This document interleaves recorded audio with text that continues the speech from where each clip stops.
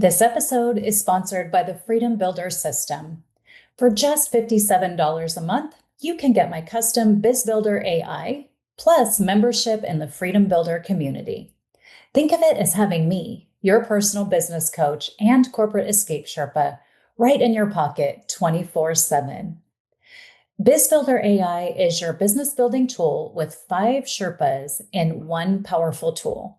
It's a coach in AI form that helps you choose the right idea, create offers, build your financial runway, and market yourself without the cringe. And the Freedom Builder membership gives you the training, community, and accountability to actually follow through. So you're never doing this alone.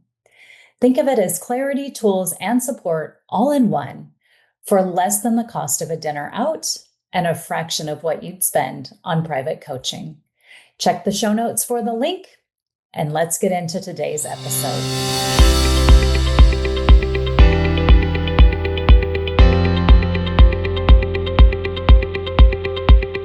Welcome back to the Gen X Remix, Midlife Laughs and Next Acts, the podcast for bold women who are ready to build a business that actually lights you up and escape corporate. Yes, in that order. I'm your host, Tabatha Jones, the Corporate Escape Sherpa. And today's episode is the Trust Your Gut remix with Dr. Nne Brambell. She's an executive energy coach. And if you've ever felt stuck between fear and your next big move, this episode is absolutely for you. We're going to dig into some nervous system regulation and practical neuroscience-based habits you can use today to help make clearer decisions, focus better, and steer your career pivot with confidence. Dr. Nne's Midlife Remix is an incredible story, and she shares a lot of woo magic. Take a deep breath, unclench your jaw, and let's get into it. Lynnea, welcome to the Gen X Remix. How are you today? Thank you. I'm very well today. It's a gorgeous day here in St. Louis. Oh, fabulous. I haven't been to St. Louis in so long. Oh my gosh. I think it was the early 90s. Oh, really? It's been a minute. I bet it's changed a ton. Yes, it has definitely, because I've been here since the 90s. It has changed a ton. And the weather today just happens to be sunny and fall. So we love it.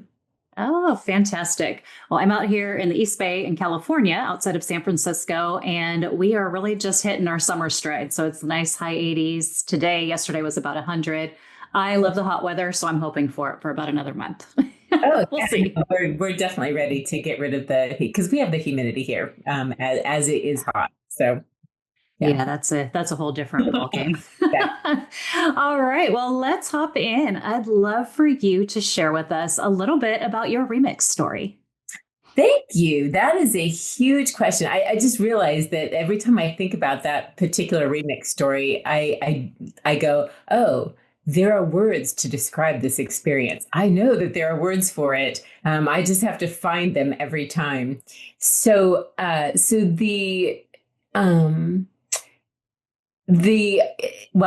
call it the Phoenix Fire of 2009. That's pretty much my go-to. I could begin it with the first 3 times that I almost died was before I was 25 years old. So I survived a childhood cancer that they gave my parents a 3% chance that I would live for a year. I survived, as many women did, a sexual assault in college. And then randomly, I survived a ruptured ovary. Go figure, right? So all of this was happening before I was 25. And so as a young adult, what I didn't know is that I was walking around with what we now know is just a whole lot of trauma in the body. We now know the body keeps the score. We didn't know it back then. I thought I was just getting my PhD and getting married and getting ready to have my life. As it turns out, I did get married, and then things got interesting when I had some infertility problems, ruptured ovary, and so we adopted adorable little baby girl from China at 10 months old. Adore this child. She's now 25. And that was 2000. In 2001, I sadly miscarried twins. And then in the fall of 2001, this is where it really does get interesting.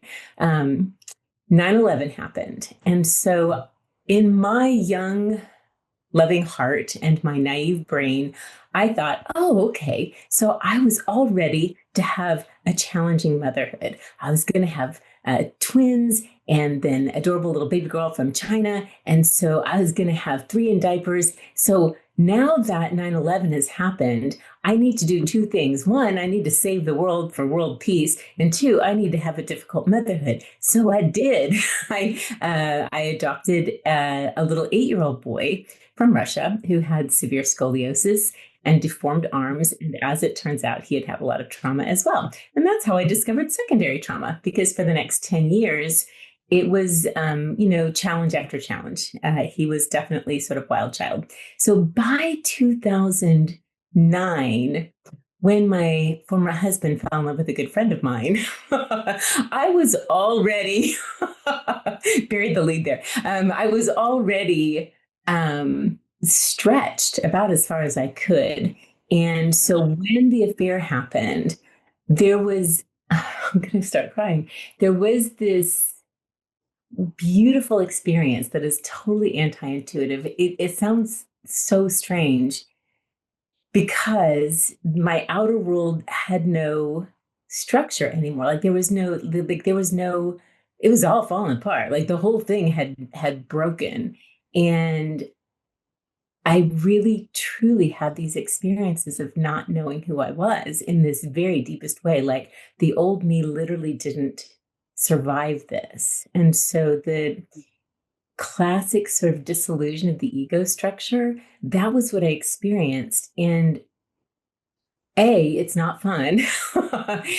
And B, it's okay, because what I experienced was for about 6 months, I sort of just walked around on this gorgeous planet of ours, falling in love with everybody that I knew. All I could see, actually, I didn't have to know them, like falling in love with every human, every blade of grass, every tree, every fur on every animal. There was this really, again, there's no words for it. There was this gorgeous sense that the fabric of the universe really is made out of love.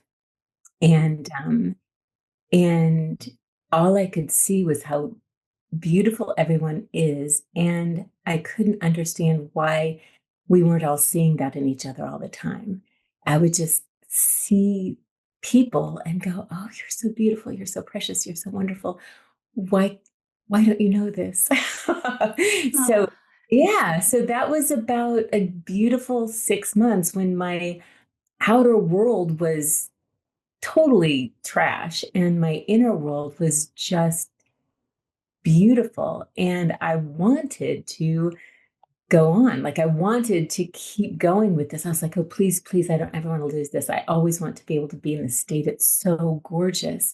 And and yet at the same time, I'm supposed to be a university professor. I'm supposed to be teaching technical writing to engineering students. And you need a linear brain to do that. And the place that I was utterly nonlinear. And also I had 2 kids, 2 very challenging children to raise. And also, you need a linear ego structure. You need a mind. You need an ego structure to be able to do that.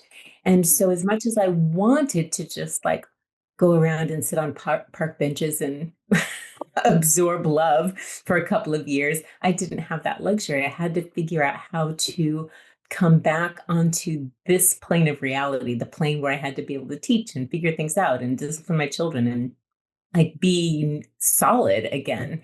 And so the tools that I gained for myself to do that, the energy work that I was doing, and then self-awareness through the Enneagram, these were the 2 pillars of why and how I managed to get myself centered, functional, and a good mom and a functional employee again. And so those are the tools that I now use in my business. oh my gosh, what a story. Oh my, I just need a minute to breathe and pause there, because what a story. And the fact that you were able to take some things that were really, really hard between health and then the situation with your marriage, but be able to not go into that deep, dark dungeon of despair, like many of us do, that you were able to feel that inward shift and start feeling love for people and not let that any of that business define you. And that also, I'm sure, is what your kids needed to see from their mom. Yes. Yeah. You'll do anything. We will do all kinds of things for our kids that we would never do for ourselves. And Yeah.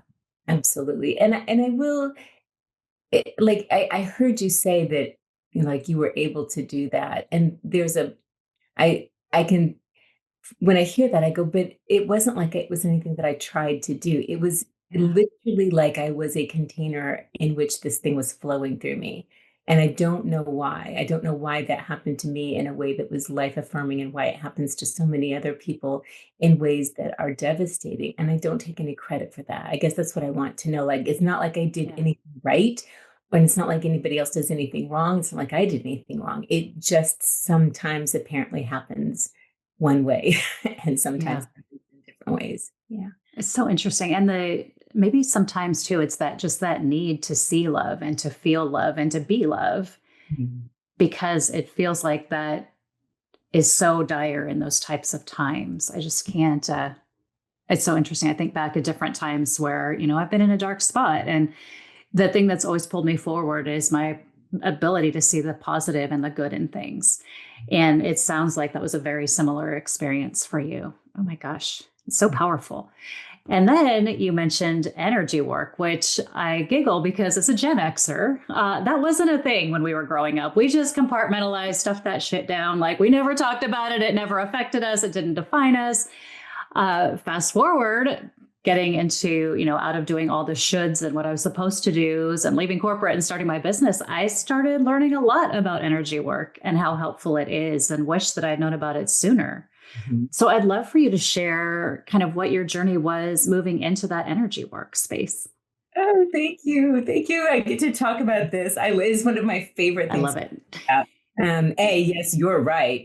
When I first started doing energy work, I did not tell anybody because this was the early. So we adopted the child from Russia in 2002, and 2003 for the first time I went into therapy. There's a Mhm. shock. Yeah, needed some direction, and haven't been out of therapy since, by the way.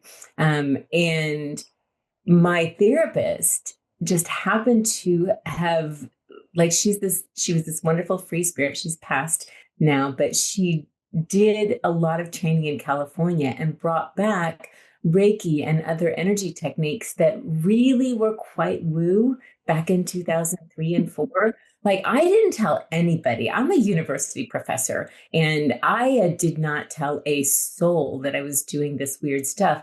But I also could not deny that it was making everything happen. Like, everything was possible.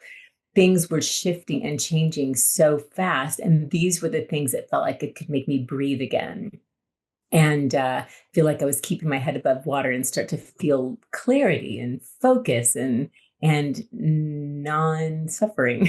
Right. so uh, so that was the beginning of it, and I was so charged up about it because I could feel how it was working that I took like a Reiki 1 and Reiki 2. I took some energy classes and just for myself, and then I think that there's dabbling around like that. What I experienced in terms of the shock and the trauma of the betrayal and the so on, what I said at the time and what I still believe is that if I didn't have those kinds of energy practices, I don't know that I would have survived it. And I know that sounds dramatic, but like, those 19th century, like the 19th century ladies who are wrapped up in corsets and they have a sudden shock and then they just keel over. That's kind of what it felt like. Like, I can imagine. if I didn't know how to run my own energy, I might have died from the shock of it all. And to a certain extent, it's Yeah. like, but to a certain extent, it felt true because I could feel how shocky the whole thing was and how close I was to something that just wasn't healthy. And knowing just a little bit about how to work with my energy, work with my breath, work with my body, I think it was really like kept me okay as I was entering into the next parts. And so then I kept training a bit, learning a bit. And during the pandemic, I met somebody whose whole business, by then we've all read The Body Keeps the Score. Like by then, a lot of people know energy is not so weird. And I met this wonderful woman who has since become a business partner. Her whole company is called Quantum Energy Infusion. And her whole company is built on getting practices that help you shift your energy and release trapped emotions in a very short amount of time, like daily, all the time. We call it energy hygiene. And so I took all of her classes and got a certification to be able to do her techniques. And so then she and I started collaborating. She said, "There's energy in that Enneagram." And I said, "Yeah." And she said, "We're going to go get it." And I taught her everything I knew about the Enneagram, as she was also teaching me, and everything that she didn't teach me everything I know about energy. But anyway, we collaborated and came up with energy techniques that matched what I was telling her about the deeper truths of this or that part of the Enneagram. So then we have a business called the Quantum Enneagram it's a joint intellectual property that we both get to play with in our businesses. Oh my gosh, that's so amazing. So we're going to step back just a little because I know you said 2009-ish, or I think you said 2009-ish is when you started in this energy kind of woo space. I did not know anything about it until 2021 after I had left my corporate job. So super weird and interesting, but also when you're in corporate, you don't really have a lot of time to explore things or, just it's not that anyone ever approached me with it. The interesting thing is, after I left corporate, I feel like probably 30 to 40% of my circle now, they're either Reiki masters, they are energy healers, they are like all in the space that I'm like, clearly the universe was sending me what I needed. But it is so powerful and it really can make a difference. And I think back to the very first energy work I had done. It's a program, I think they're based in Colorado, but they call it RIM. So a reimagined memory. And I was like, yeah, whatever. Hocus pocus. It's free. It's I know, right? I'll do it. Whatever. I'll do it. Girlfriend, why was I bawling? I don't cry. I never cry. I don't have any reason to cry. Like unless somebody's passed, I don't cry. I'm bawling, laying in my room, in my house, listening to this person on the phone, having this conversation. And I was like, what the heck? And so it basically kind of takes you through like a time in your life that you're not even really consciously aware of. And it brought up all of these things. Well, fast forward, because I had 3 of these sessions scheduled. And so the first time I'm like, I don't know how he got in there, but that's not going to happen again. Why? The next time I went, I had been suffering with a cramp in my shoulder. I couldn't move my shoulder. I couldn't lift my shoulder. It was killing me. I couldn't sleep on it. I'd paid for a chiropractor. I'd been doing acupuncture and I'm like, whatever. So I'm in this session with him and we go through the thing, the number, the place, the color, the blah, blah, blah, like all this thing that he does as part of his program. And you bring in a person, you're kind of back to yourself at a younger age. And I don't know, it's maybe 7 or 8. And I brought in my Nana, who was the best person in my life, and she's there. And we're kind of going through the process, and he's talking to me, and I'm just kind of relaxed. And then he said, well, what is she saying to you? And I said, she said, Tabby, just let it go. And then I went, oh! And he's like, hold the thought, stay with me, like, stay with me. And so we finished the session. At the end, he said, what happened? And I said, when she said, Tabby, let it go. By the way, my grandmother was one of the only people allowed to call me that. So don't call me that. But she did. I had someone at work call me that once. I was like, no, brother, not happening. Anyway, back to the story. So he said, what happened? And I told him the story of my shoulder. I said, and when she said to let it go, the pain in my shoulder completely released. And yes. He said, you're a very empathic person. And we hold our pain and our suffering and our emotions in our left side. And I was like, oh my gosh. So that turned me into a believer. Then start meeting all of these individuals that are helping me just, again, all these things I thought I'd compartmentalized and stashed down and forgotten about all comes bubbling up. But weirdly, when you repurpose it, you can turn it into your power and not something that holds you back or makes you act a certain way. Is that what you find? And is that one of your favorite parts? 150%. I love the way you said that. I thought that I had compartmentalized it all. And lo and behold, it was all right there. I thought I compartmentalized it and dealt with it. And the energy was still underneath. It comes up to the surface and it doesn't kill us. It makes us literally more powerful. The way that and I have little visuals for this as well. The way that I describe it is if everything is energy, right? We are all just big old balls of energy. So when we have those trapped emotions somewhere in the body, then it is it's not a free flowing place. It's like a clog in a river, or like some place that's dammed up, and the energy is like, it's not that it's totally dysfunctional. It's just not running full and fresh and amazing. And so every time that we go through the torture of finding what the next layer is that we want to self-actualize around, and it is always hard. The ego structure does not like to die. Nothing likes to die. It will hold on. And then it's only because we know that this process works and we breathe through it and we allow it to release. And then we go, no. Right. Yeah. I'm telling you, it has helped me let go of, people might have a hard time believing this if they don't know me well, but I had some serious people pleasing tendencies and I couldn't figure out what it was from. Through the sessions, I realized it was from when my dad left when I was a child and the whole family went with him. And so I was so afraid of upsetting people, like they would just remove themselves from my life. And, it's so funny because now as I say it, I'm like, that's so obvious. But before I did any of this energy work, I was like, no, it doesn't bother me. I never even thought about it, but it's in there. Yes. And you're like, the part of the structure, as I know is designed to stay hidden, because when it stays hidden, then it keep doing its job of saving our lives, which is what it thinks it's doing. Like our dogs who are barking at the at the mail person when they come to the door, like, I'm saving your life. You don't understand this. No, really, it's fine. They're bringing you treat. Exactly. Yeah. And it's just, that's life. That it's over and over, and it keeps getting. I don't know, like, and I'm sure you probably find this too. The more you do it and engage in it and courageously face the next thing, the sweeter the whole thing becomes. Yeah.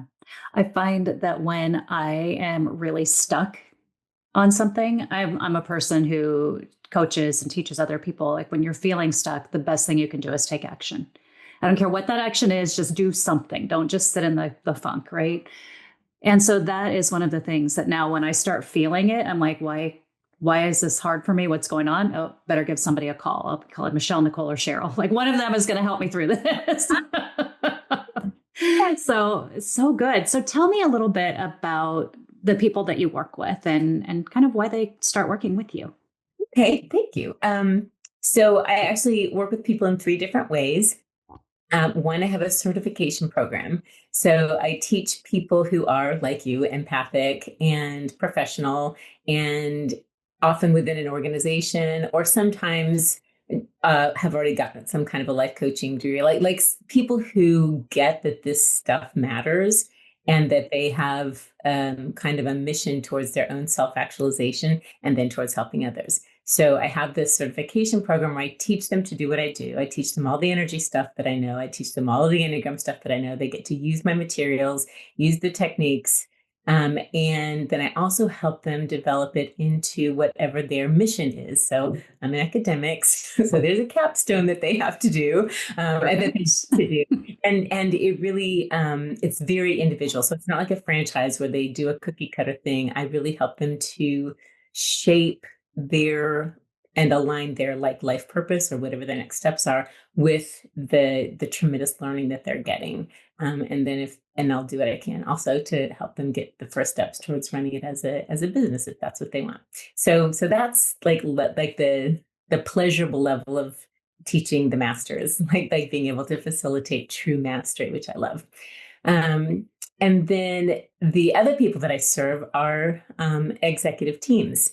So I will bring in, yes, we will bring in some of the weird woo-woo practices, except I couch it as breathing and movement. So I have a part of my programs that are called Mondays on Fire, and it's 45 minutes of breathing and movement and somatic awareness on most Monday mornings. And Most people are a little uncomfortable with it at first. And then by the end of day one, they're like, oh, I felt that. That was different. I like that. And then they have all of these techniques to help them de-stress in the moment. And um, like So do important. energetic hygiene practices. I encourage people like do this in the shower when you're washing your face. Like do these somatic energetic practices as part of your everyday routines, because that's going to keep you aware and alert as to when like the next thing is that you and I are going to maybe deal with in a session somewhere. And so that's, and then that also the teamwork, I use the Enneagram to help with team dynamics and team health. So that's the second set of people that I serve. And then the third set of people that I serve are individual clients. And if somebody wants to work with me individually, again, it's because they want to self-actualize. And so Mhm. I become, I will devise specialized individual energy work for them according to what their physical, emotional, and whatever needs are.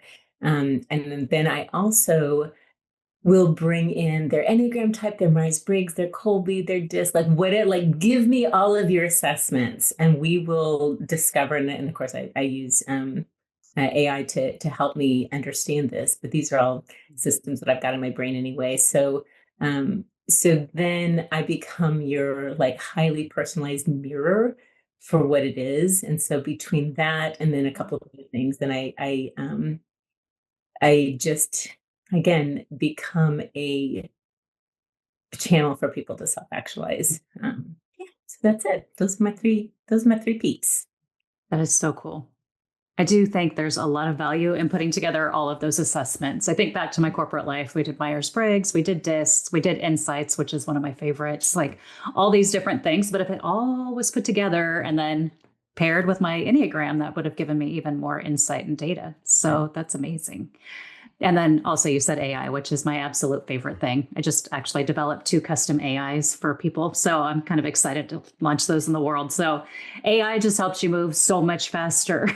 So much faster because I could map all that stuff out individually, but Yeah, I get like if I could I just save it as like here's your stuff within your thing, and then as you bring and I check to make sure that it's accurate according to like because AI does have exactly. connections, so I It check has for little hiccups. Yeah, and then use the like what are your goals? What are your challenges right now? Here's what we know about your patterns. Here's where some energy work might be able to help. Here's where, yeah, whatever. It just becomes really like juiced up and fun. so cool. I love getting into people's brains. And then layering on the energy piece has got to be so much more just fulfilling and accurate. It helps. Yeah, it helps people shift faster. It's so much faster. Yes. Yeah.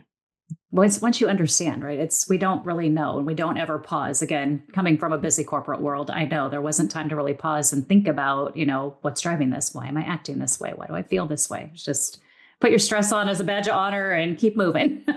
That's the way that I mean, it's still that way, but we were Yeah, really conditioned to do that. we absolutely were. What happens when you're met with a non-believer or somebody who might be a little bit, I don't know what the word is, maybe a little bit negative or a little bit, not Sus. really interested in taking the work. They're concerned. They're not sure yet. I do have the advantage of having taught engineering students um, for the past 15 years. And so I speak science pretty well.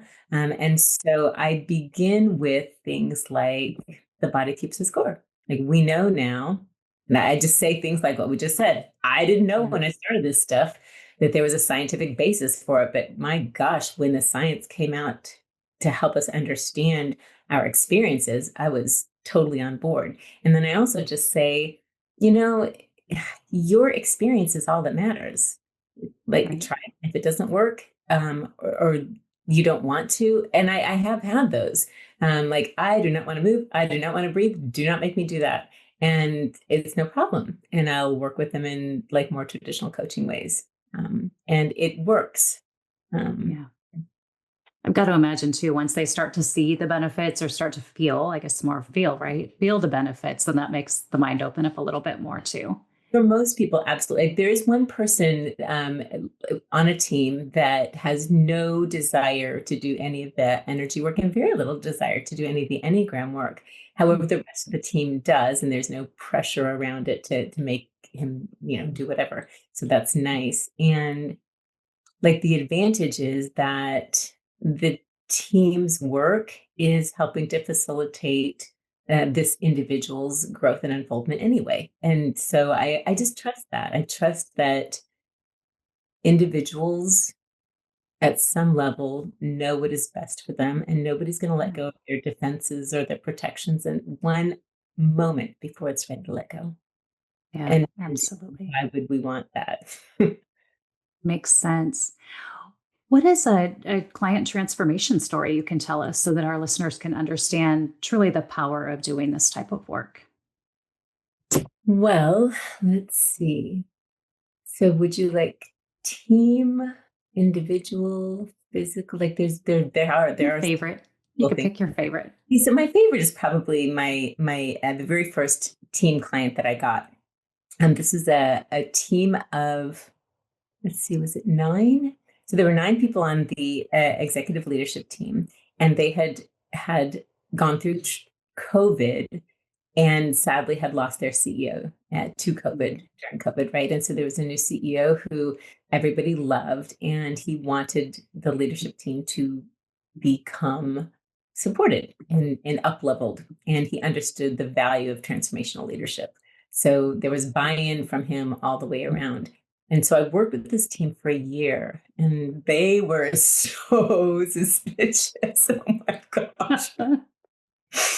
I came in because I told the CEO, so he was talking about how stressed everybody was, and he even started talking about like challenges and feeling like he could get a deep breath. And I said, that's the first thing we're going to work with. I have a thing called the yes breath, and we're going to work to fill up the bellies with like fill up the diaphragm and move in this way that really keeps the breath and going, and that's foundational to what I do.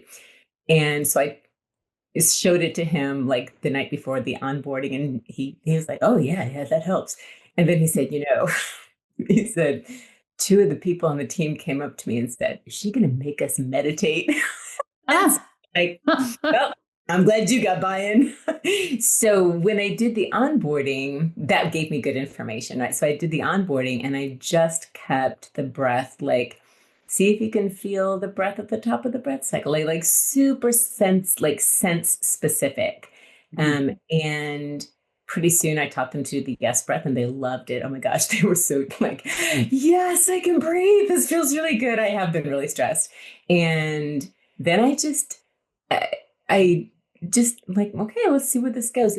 This group of people on day 1 went into the deepest meditation for a group of non-meditators that I have, like, clearly they were ready for this, because I was like, I don't want to bring them out. They are in a really happy place right now. And so and then, things just, they went like this. There were down times, and there were big challenges, and then there were, let's use our tools and figure out the next step. And it was a beautiful year.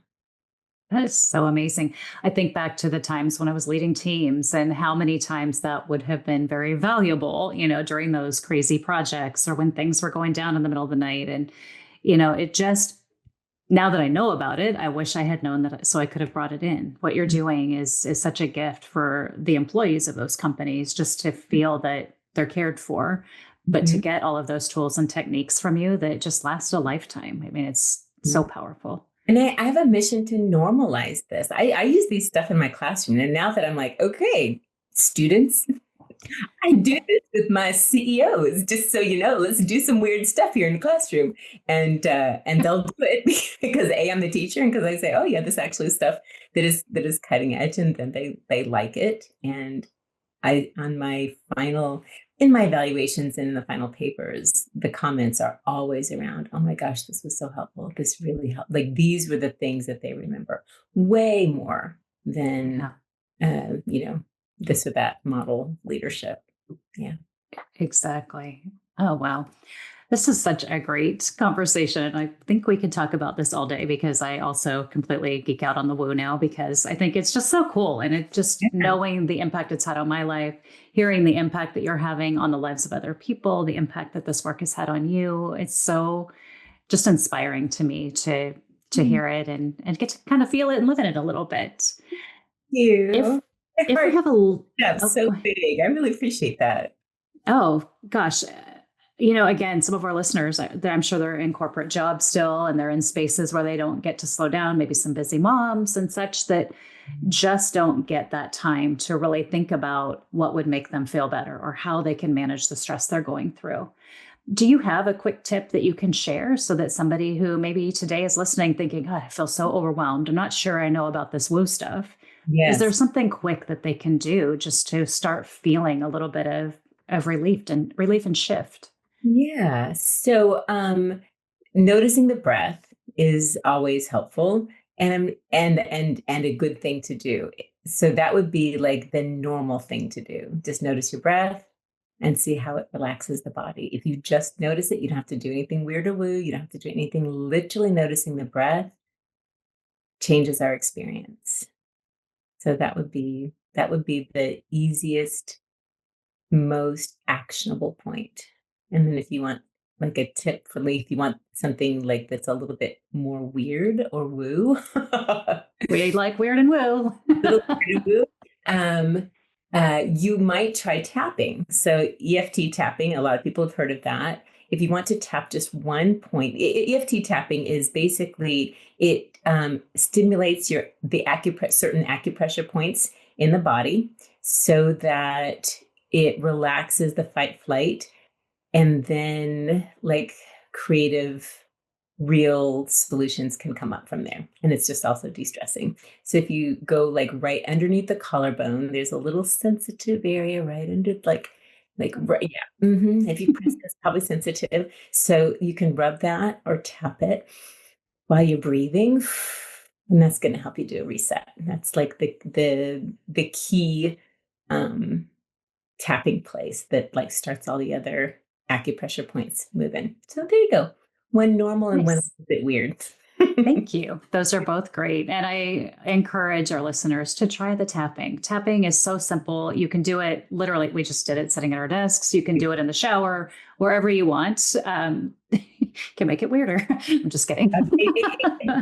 And normalizing the weird. That's a Yeah. big thing that we can, because our bodies know how to do what they're going to do. If you look at animals, they do all kinds of weird things. They're shaking off their wings after they get them wet. Like animals will do weird things with their bodies because their bodies are smart, and ours are too. Yeah, I think we just have been trained to contain them so much. It starts from sitting in classroom when you're just a young child. Like you learn to sit still and it not wiggle, don't move, don't don't tap your collarbone. Yeah, bad pedagogy. Don't do the weird stuff. Yeah. Yeah. Well, we're encouraging you today to do the weird stuff. I like it. Oh gosh. All right. So, Lynnea, if somebody in our audience is listening today thinking, man, I need more of this, how can they connect with you the best? Well, there is probably the best way is to go to my link tree, which you're going to have a link to that. So go to that link tree and you can reach out to me there. Um, I have a free course. It's called, it's the Flow No Grow free course. And that's because I am always, every year I publish an anthology called Flow No Grow. And so in the anthology, I say, if you want more, like, here's my free course. And in that course, it gives you some of the energy techniques that we're talking about. And it also gives you the basics of the Enneagram. So it's like a quick version of all the stuff that I do. Oh, so good.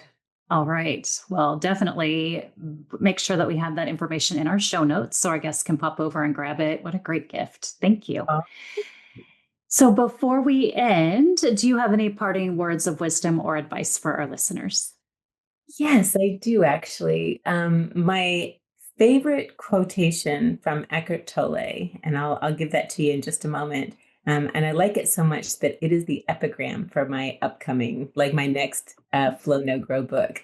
And it is this: do not let a mad world tell you that success is anything other than a successful present moment. Ooh, that's a good one. It's a good Okay. one. Yeah. Thank you. I have not heard that before, but I love it.